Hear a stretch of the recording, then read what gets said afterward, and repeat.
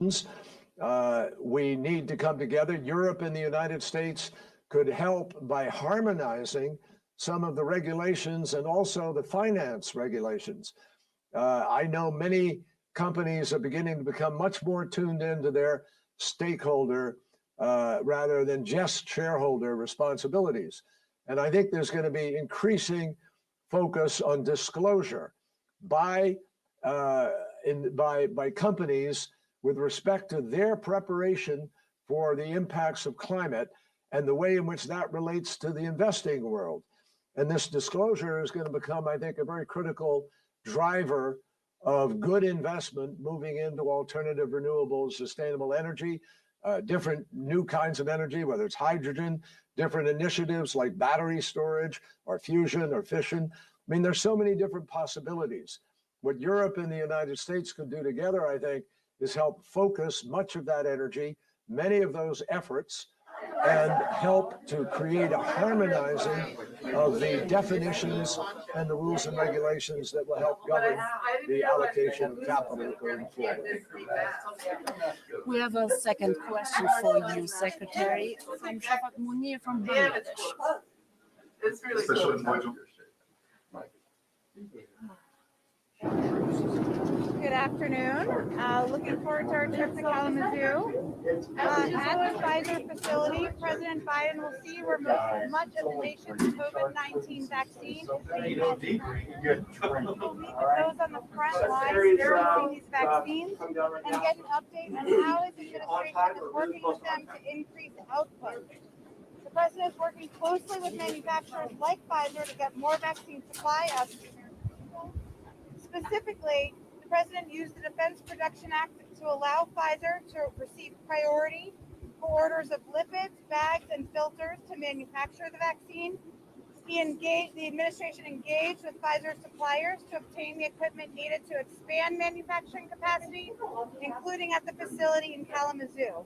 As you know, Pfizer is on track to provide the U.S. 120 million doses by the end of March and 200 million doses by the end of May, 2 months ahead of schedule. Pfizer will also deliver an additional 100 million doses, helping put us on track to have enough vaccines for all Americans by the end of July. Hold on, I have a few more tiny things for you all. On the week ahead, next week, the president will continue to bring the American people together to acknowledge the losses suffered during the pandemic, contain the virus, and protect American workers. On Tuesday, he will engage in a discussion on Black History Month. On Wednesday, he will receive a briefing from his COVID-19 response team. On Thursday, he will deliver remarks virtually to the National Governors Association winter meeting. And on Friday, he will receive an economic briefing with the Treasury Secretary. As always, we will provide additional details on his schedule as those are finalized. Why do you think I'm exposing myself to all these? The president, as you know, spoke late in the evening with Texas Governor Greg Abbott. We put out that readout late last night about the severe storms facing central and southern parts of the United States, including Texas. He reiterated that the federal government will continue to work hand in hand with state and local authorities in Texas to bring relief and address the critical needs of the families affected. As you heard him convey this morning, he will have a call with the acting FEMA administrators later this afternoon, which we will provide you all a readout of. He has his team expedite the request made by the leaders in Texas. The process, how it works, is that they send that request to FEMA. FEMA does an assessment. It then goes to our team in the White House under Dr. Liz Sherwood-Randall. In fact, that asks for that to be expedited, and we will look to approve that and get them the relief and resources as quickly as possible. We expect that the initial focus will be on the counties that are most impacted and prioritized by FEMA, but we will see as it goes through and expedited through the process. Okay, with that, the question. Why is now the time to engage with Iran? Does the president plan to raise issues along the lines of Iran's interference in the region in the coming days after the initial attack in her deal? Why is now the time to sit down with them? First, we share a goal with our P5+1 partners, which is preventing Iran from acquiring a nuclear weapon. What was announced yesterday and what the president reiterated today is an openness to having a diplomatic conversation. The Europeans, who are hosts of that, have offered to host that, and we have accepted. But that is about having a conversation at the table. We don't anticipate taking additional steps, as in snapping back the sanctions in advance of Okay, that. good afternoon, ladies and gentlemen. I'm going to turn this over to and yes, the Secretary that, in as just a we minute. look He'll ahead, have a few would opening be, comments, a and desire then we'll get to to your have a questions. As conversation you about know, we're going to be doing questions from the phone and in the room. So I'm going to go 2 on the phone, 2 in the room. The Secretary's got 30 minutes, so we're going to try to move this crisply. Given the restriction of time and his schedule, I'd ask you to limit your follow-ups if you can, meaning limit them to 0. So with that, Mr. Secretary, over to you. Well, good afternoon, everyone, and thanks to all of you for being here today. Before I start, let me just say that I deeply appreciate the work that you do on behalf of the public. Executive order promising I to go respect back the way to that the you cover our negotiating table military, for the JCPOA. and I respect the role that you play administration in would not be holding us willing to accountable for consider that how an we executive defend order. the nation. The Europeans have invited us, And that is the number one job of the Department of Defense, to the defend State this nation Department, and through protect our Secretary of interests. State Tony Blinken. As you know, after I his just wrapped up conversation my with his first E3 partners, NATO defense and ministerial it is simply an meeting invitation yesterday. to have a conversation, And it was a diplomatic terrific conversation. couple of We days, don't and need I want to thank Secretary administrative General steps Stoltenberg to have that, to participate. for all his leadership in making that happen. Have direct talks between Washington and Iran. You all know that or just through this it's a little channel with tougher Europe? to meet with This people is in a the pandemic. channel that we have used in the past. And even though we met working in virtually, partnership we with our still P5+1 enjoyed partners. productive That's the discussions diplomatic channel we anticipate about a taking range of moving forward. challenges facing NATO Between today, Washington and Iran for right now. and many that we're going to Iran is a continue to long way from face compliance. in the This is future. simply the next step in the And diplomatic they include process. a resurgent Timeline Russia, on Iran? disruptive Set some sort of a technologies, timeline on Iran? climate change, Weeks, months, where he wants an ongoing progress, war or in Tell me Afghanistan, more about what you mean, about when there'd be a and the persistent conversation threat of or terrorism. both, yeah, when it would be a conversation And an when, increasingly does he expect aggressive results China. so that we can move forward.